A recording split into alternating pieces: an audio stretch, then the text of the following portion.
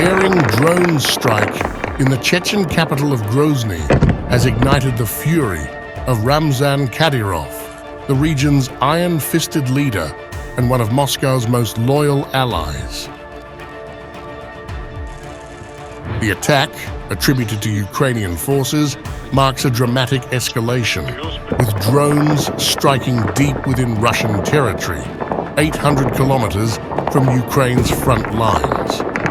While no casualties were reported in the initial assault, the symbolic weight of the attack stoked a fiery response from Kadyrov, who vowed devastating retribution.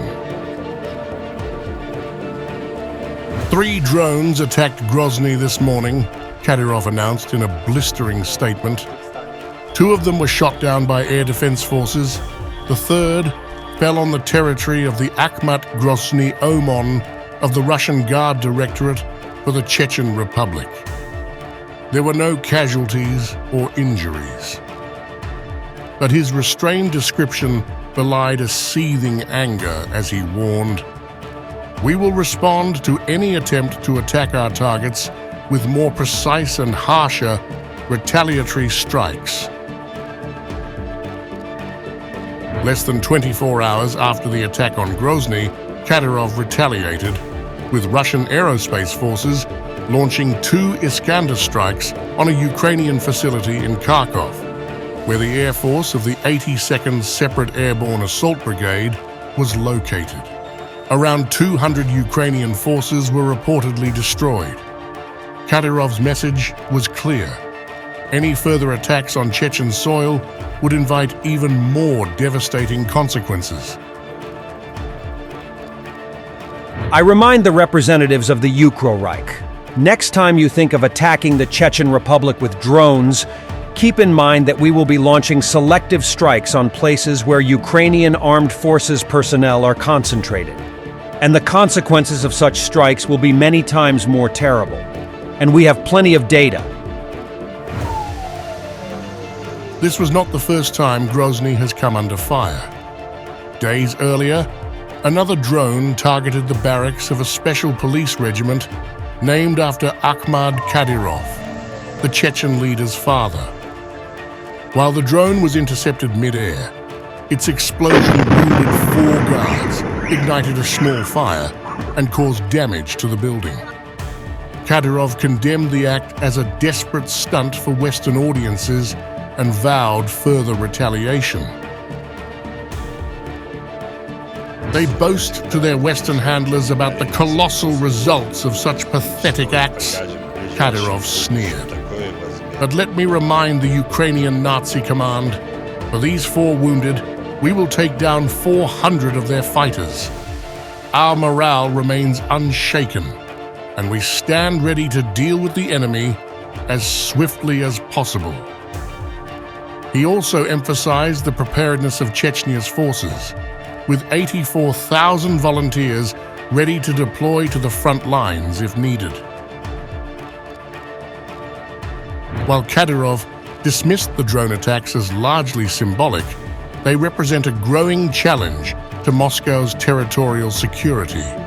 The strike on Grozny coincided with another Ukrainian operation targeting a key military airfield in the Rostov region, underscoring Kyiv's ability to strike deep into Russian-held territory.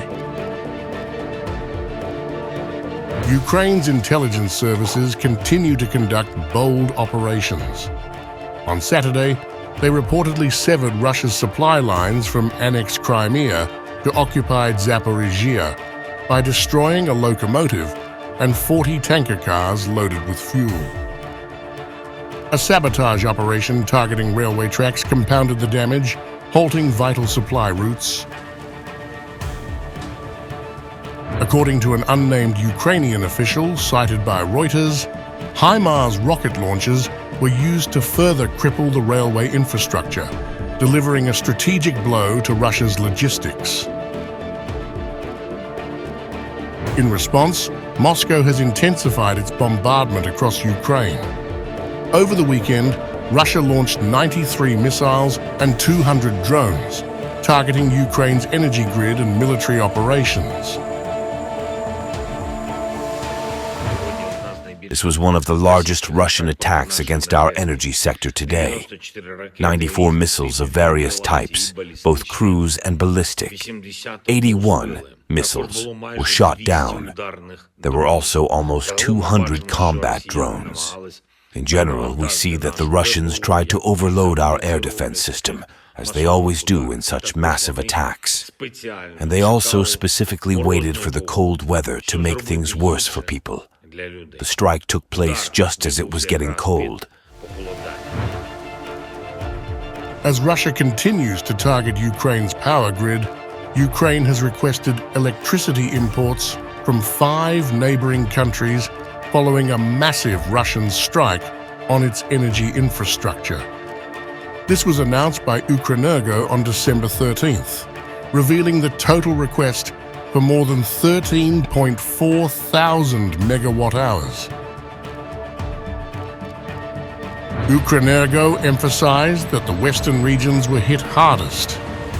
In Lviv, 481,000 subscribers remain without electricity, while in Ternopil, half of the region's consumers are affected.